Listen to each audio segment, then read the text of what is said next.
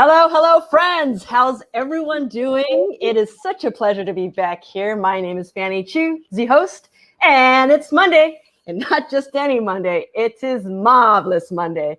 Today is our second installment of Portland Cocktail Week and USBG Masterful Management Series, sponsored by Kettle One Vodka. Thank you all so much for joining us today. Super excited for today's class. Sideways Thinking and Elbow Grease with Phoebe Esmond, who will be dropping some knowledge on developing creative cocktail programs. If you didn't know, Phoebe was born into a family of academics and antique dealers. She has lived all over southeastern, midwestern US of A. Her own academic pursuits land her in Philly, where in 2008, she received an MFA in book arts and printmaking from the University of Arts. She now designs bar programs.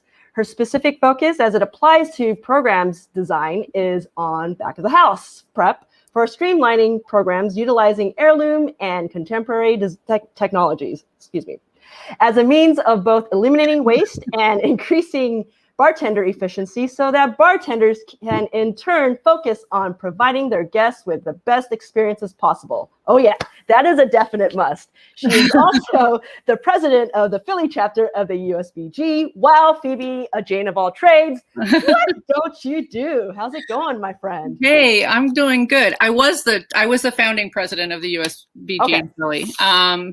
That was a few years ago, but other than that, you have cemented my nerddom in history for all time. Thank you. You're welcome. Nerd to nerd. Yeah, thanks. It's good to know one. I kind of fell into this direction by like opening some bars that I inherited that like didn't have maybe everything that you needed. So you had to think. Mm-hmm. You had to sort of like imagine your way through the problem solving to make maybe a seasonal cocktail list for high volume in a bar that's been retrofitted to do what they want you to do. You know what I mean? Like, so it's sort of like maybe you don't have enough refrigerated storage. Maybe you don't have enough shelf space. Maybe they forgot to design in glass storage. I've seen it happen, like stuff like that. Always adapting. Yeah. Typical bar life. Adaptation. Yep. Absolutely. Yeah. And so then I found, like my nerd focus at that point. Yeah. Very cool. So you've got a huge class going on. So why don't we start so that you can drop some of that marvelous knowledge of yours? Yeah. For the great peeps out there.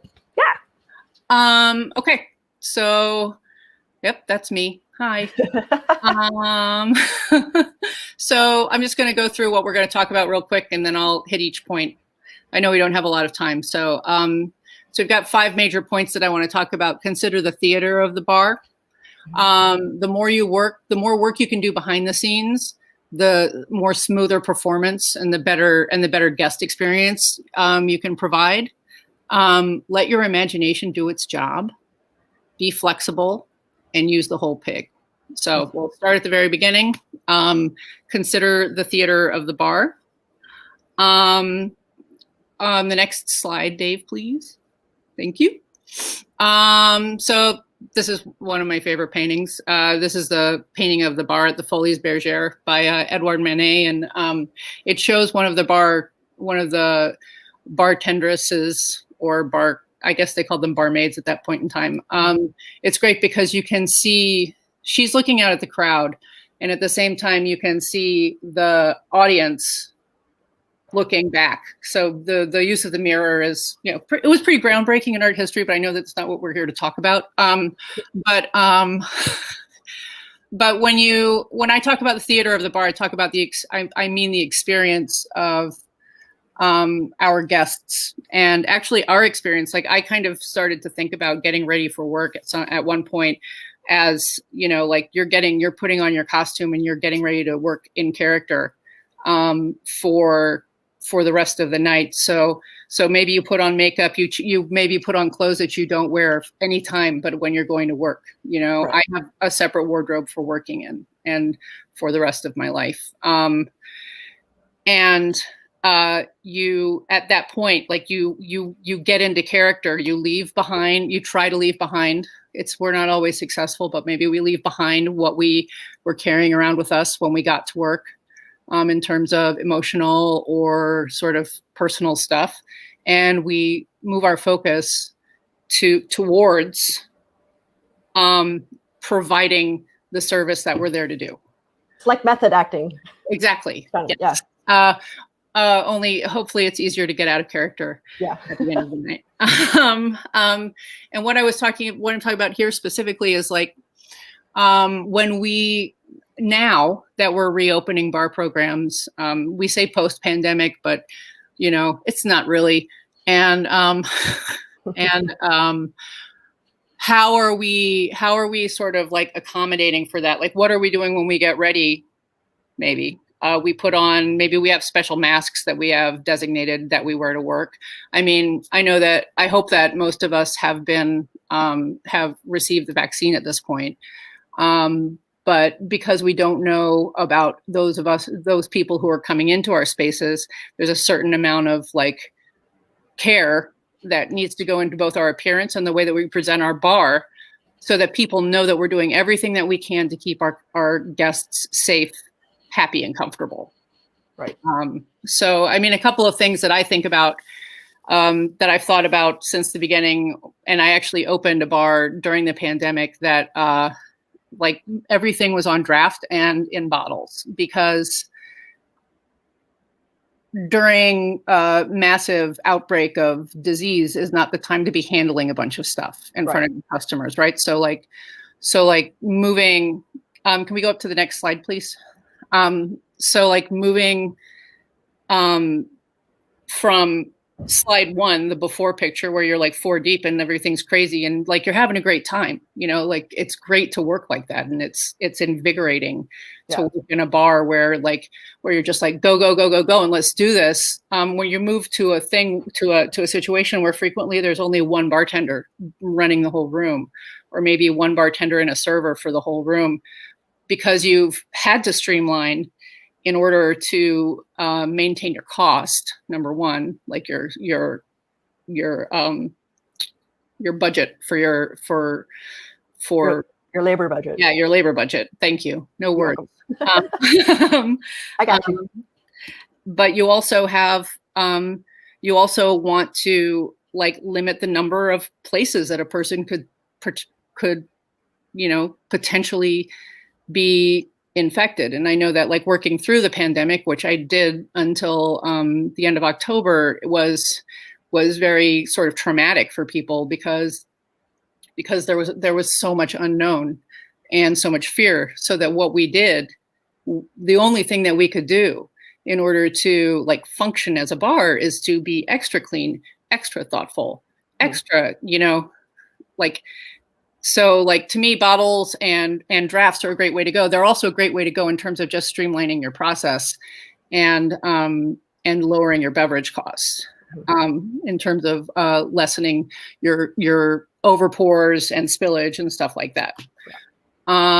Which can lead us to the next topic, number 2. The more work that you can do behind the scenes, the better. The more that you can do to make your to ease the sort of the strain on the bar when it's actually a running machine, the better that your bartenders or yourself, if you're still tending bar, the better that the people who are working with and for you can focus on guests. And I know that not every guest has been on like their best behavior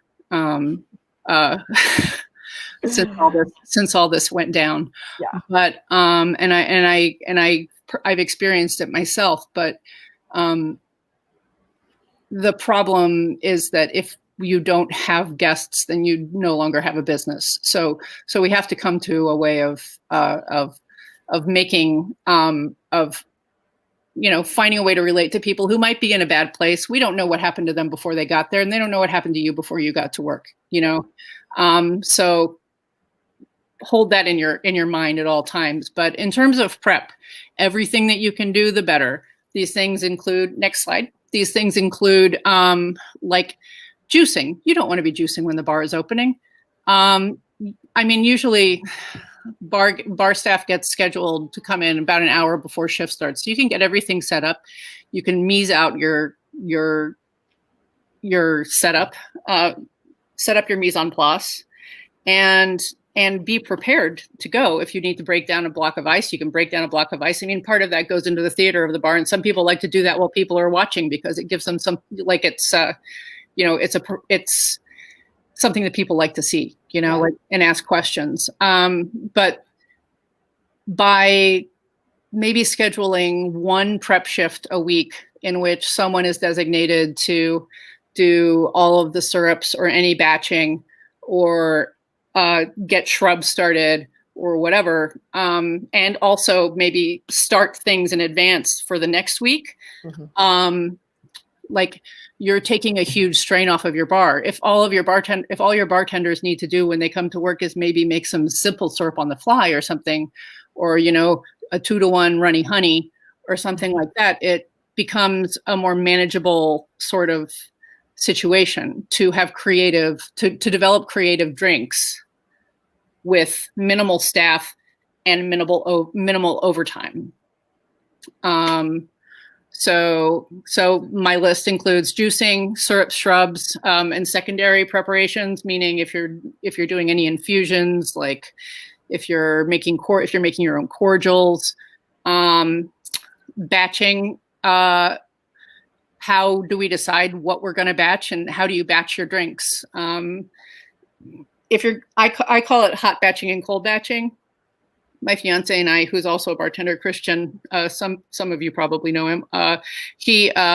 We have an argument because I call hot batching like when you get the citrus. If you're making a sour and you're batching it, sorry, allergies. If you're batching a sour, the minute that citrus hits the booze, it's cooking, because citrus puts a limit on the amount of time that's going to be good.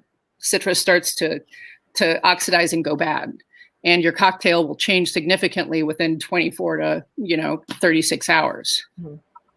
So that's hot batching. Cold batching is for me is just putting all of the booze together. So if you've got a split base with a modifier, you batch that out so that all you have to do is pick up one bottle. For the spirit portion, you could also, if you want to, batch together your secondaries, like your syrup or your juice or whatever. But I try to stay away from that unless I'm actually just bottling a cocktail. And if I'm doing that, I'm probably using super juice, which is an alternative sort of. Well, I think probably everyone knows about it, but it's basically made out of citric and malic acid with lemon or lime peels, and it was developed by can't remember his name, but the lead bartender at Bar Expo. It's a great thing to use, and I recommend it. And then, like, for garnishes, I'm kind of anti-garnish because I'm anti-waste, and garnishes generally just go directly onto your napkin or your tabletop or whatever and make a mess. But if the drink calls for a garnish or needs a garnish, consider how you're going to present the garnish. Can you do that? Can you make a garnish like dehydrated citrus is a huge trend in cocktail garnishes. I've seen also dehydrated like rhubarb, like very thin dehydrated rhubarb, which looks like stained glass. It's beautiful. And like anything like that you can do and have batched ready, and then maybe with some backups. That's one less thing that your bartender needs to worry about. And this also involves communication, because someone has to tell you when they're getting low, obviously.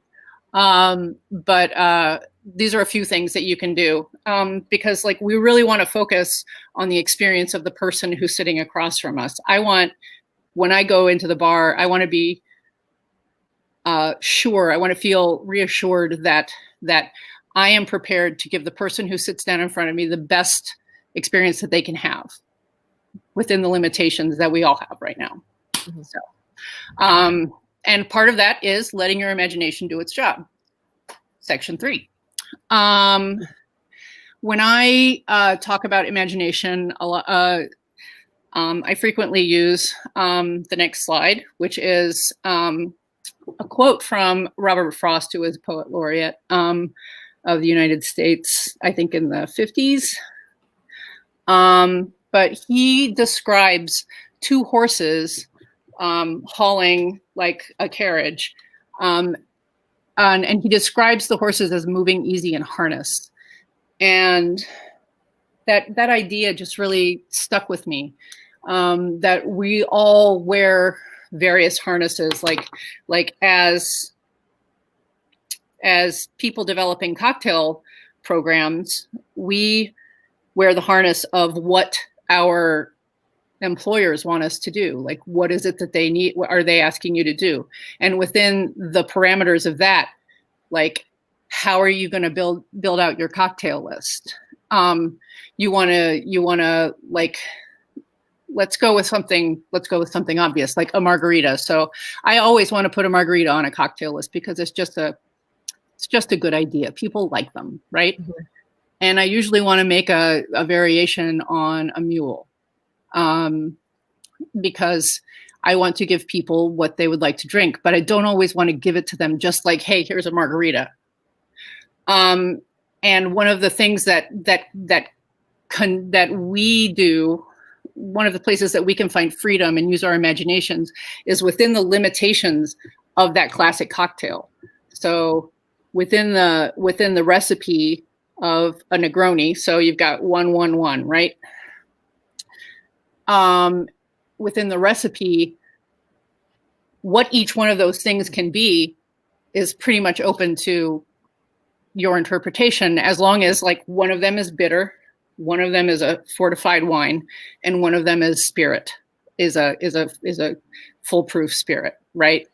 Herbaceous spirit, preferably. But like I've had lots of variations on Negronis, and I've made lots of variations on Negronis. But the freedom comes when we embrace the fact that we have these limitations and we see how much space there is actually in between them. Like I was watching a movie last night about this guy who decides he's a superhero, makes himself into a superhero. But he was having a conversation with a woman, and she says, "We're between the frames in the comic strip right now, and anything can happen in between those frames, right? So like, mm-hmm. You decide you want to do this for your cocktail list. This is your end result, and the way that you get from frame A to frame B is where your imagination takes over. Does that make sense?" Yep. Oh, and here's an example. So I like to keep an old fashioned on a list. This is from the last list I did for a bar and restaurant called Night Bell that was here in Asheville, North Carolina, closed in 2019. And I'm like thematic lists, just bear with me. And my last one was The Princess Bride. And I had read an article. I grew up all over the South, as Fanny mentioned, and Coke, Coke and peanuts. Do you know about Coke and peanuts? No. So it's like a road snack. It's like a I mean, like people talk about it like it's a poor people road snack, but I think it's an everyone road snack. But what you do is you get a Coke and you take a swig out of it. You get some salted peanuts, like a little bag of salted peanuts, and then you drop the peanuts into the Coke. Uh-huh. You need to take a big swig, because the first time I did it, it definitely exploded all over me because of interacting with the salt. But I want to. The flavor is actually it's actually pretty cool. Like at first I was like, I tried it because I was like, that's gross. I want to try it. That's gross. So I wanted to make an old fashioned that embraced those flavors, because we were a Southern locavore farm to table restaurant. Why not? So I made this drink in the picture is called Anybody Want a Peanut? I And love Andre Giant. I do too. That's Does anybody want a peanut? And it's one of my favorite scenes in Stop It Now, I Really Mean It. Anybody want a peanut? But I fat washed an overproof bourbon with roasted peanut oil. So fat wash the bourbon, pinch of salt. Actually, in this case, I used a salt tincture, which we call it a tincture, but it's just like super salinated water. So a few drops of salt water.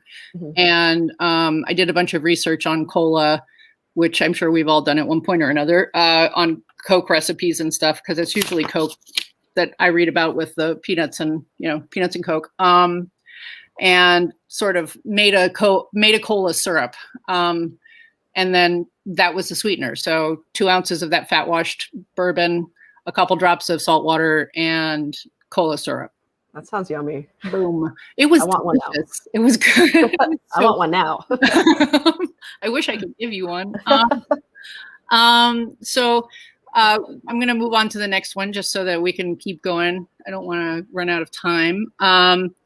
Be flexible. When you're thinking about when we walk into jobs, when we take jobs, whatever the interview process may be, we frequently don't have a full understanding of what we're walking into or what exactly the people hiring us want us to do. And sometimes that becomes clear early in the process.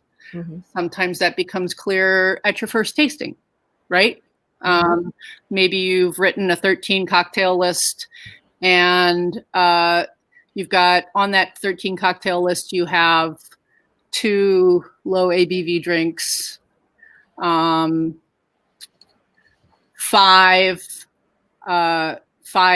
spirit forward stirred cocktails, 5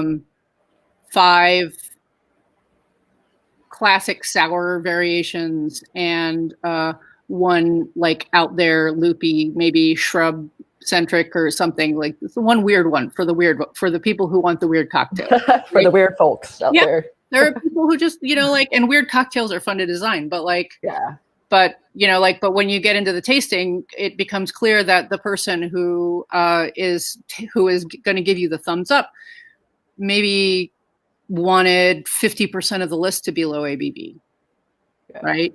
Or maybe really hates one of the spirits that you've chosen, or, and all of those things require flexibility, both of mind, in order to sort of flex into the willingness to change, because you're like, I just designed this thing. It's great. I just bled, mm-hmm. I bled into this list, and this is my heart, my soul, and I created it, and this is my baby, and how could you ask me to change it?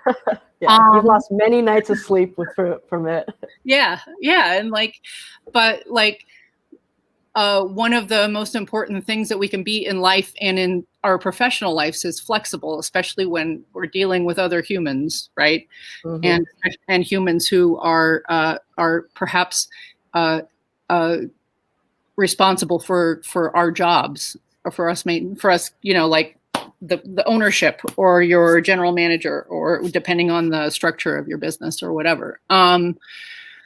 So flexibility of mind also goes into the use your imagination point. But it also goes into not just flexibility in terms of I can, I'm double jointed and I can do this and this and this, but I can also I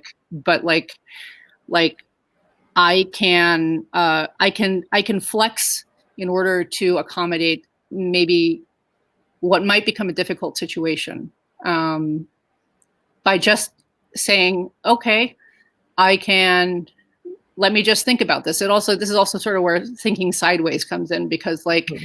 I call it sideways thinking, because it's using your imagination and your logic to problem solve your way out of design issues, basically.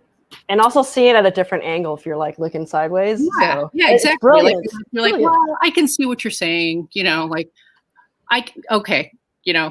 I'll take these away and I'll come back. And maybe the profiles, maybe the flavor profiles, and maybe some of the ingredients will even be the same, but you can rejigger things,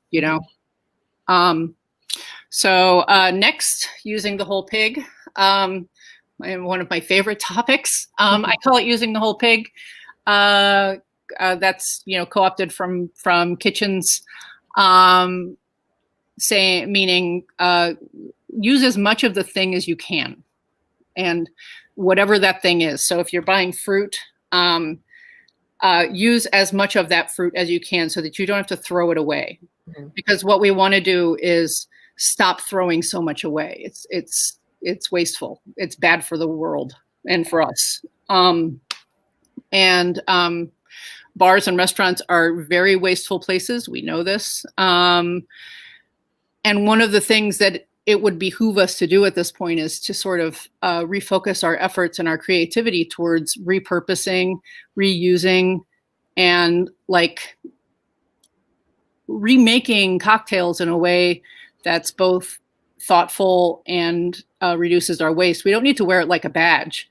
Mm-hmm. I actually prefer that we don't. I think it's something that should be just an obvious part of every program. And that starts by like building a relationship with your kitchen, respectfully approaching the chef or the chef de cuisine or whoever is the most approachable person, I think is the best way to start.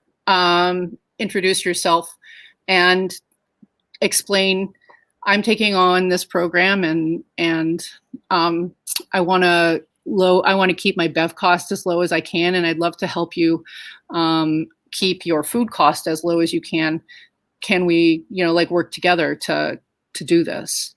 And you'd be surprised how many people are very receptive to that. So I'm going to use an example here. Peaches, the next slide. So I got these peaches. They were very, very, very, very, very, very, very, very ripe.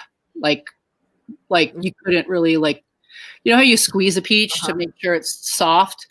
There was no squeezing these peaches. And I was talking to Chef about what to do. I was working on a new list for the summer, and he was working on the new menu for the summer. And we would meet and talk, and he'd show me what he was working on, and then I'd take his menu and I'd start working on the cocktails based on what he was doing, so that we could share ingredients. And also because it's easier to sell cocktails with food when they have a relationship. Side-by-side tastings. Yep.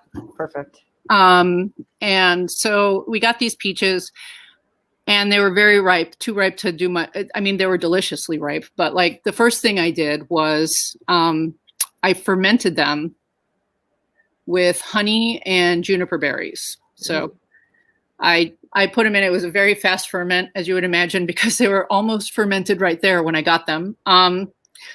Clean them, slice them up, put them in ferment jars. 3 days later, took them out.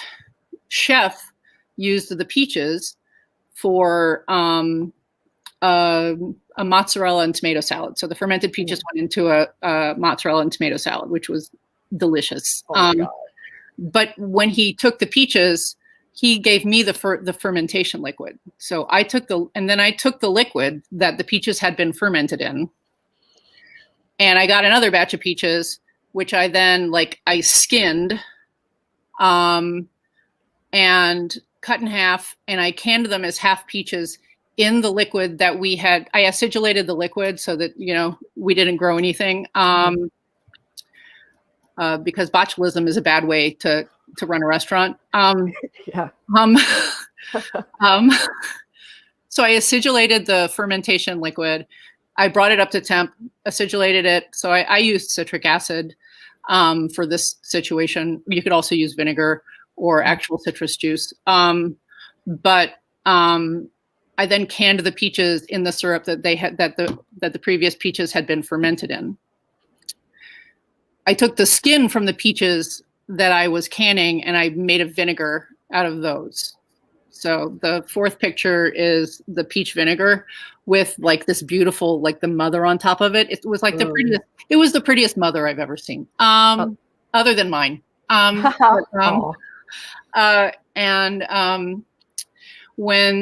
So the peaches sat in jar for several months, and great things happen when things sit in a jar for a while under pressure, and they flavors change and they meld together, and you get something that's greater than the sum of its parts frequently.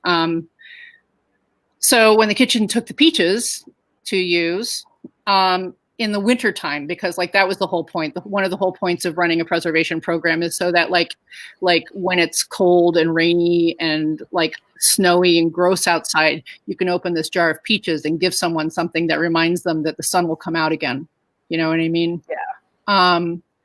And like that's one of the beautiful things of like a real seasonal program where you're like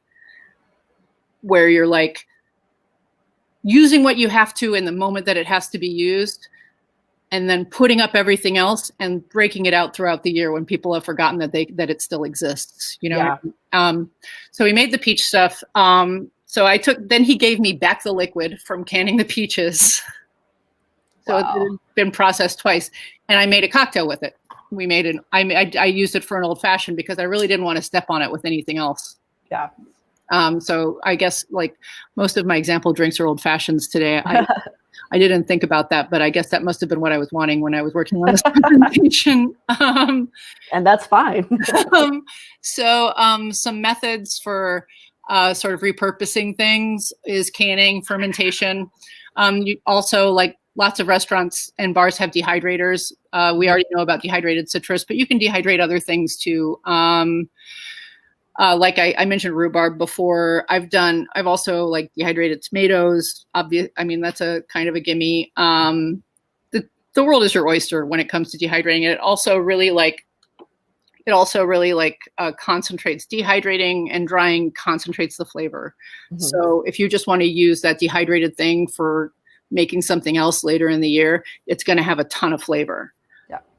Then curing, which is sort of like aging with salt. Smoking.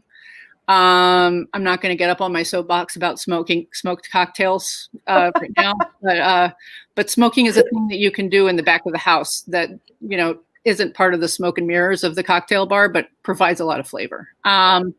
Repurposing, that's a really broad term I use. That means using your imagination to come up with a solution for using something that was about to get thrown away. Infusing, and like as a last line of recourse, composting, right? Yep.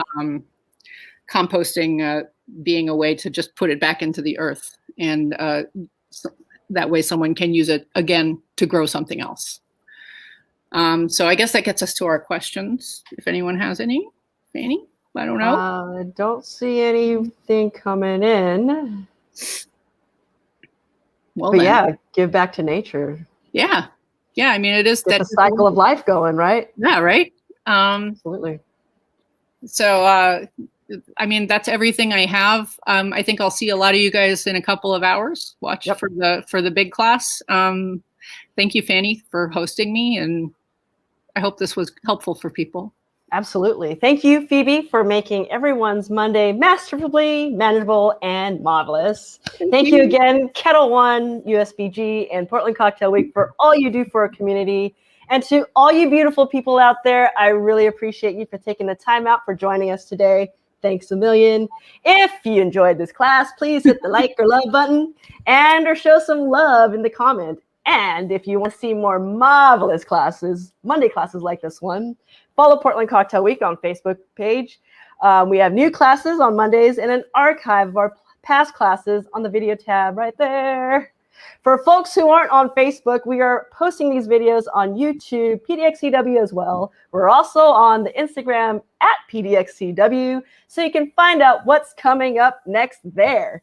So speaking of which, have you ever sat through a P&L meeting and felt like you had no idea what the heck you're talking about? Well, don't fret, my pets. Next week, joining us is Margot Block, giving us a P&L boot camp. So bring your puzzled looks and your questions when you tune in next Monday at the same time. Till then, have a marvelous rest of the day, folks. Peace, love, drink marvelously. Thank you. And DeLorean signing off.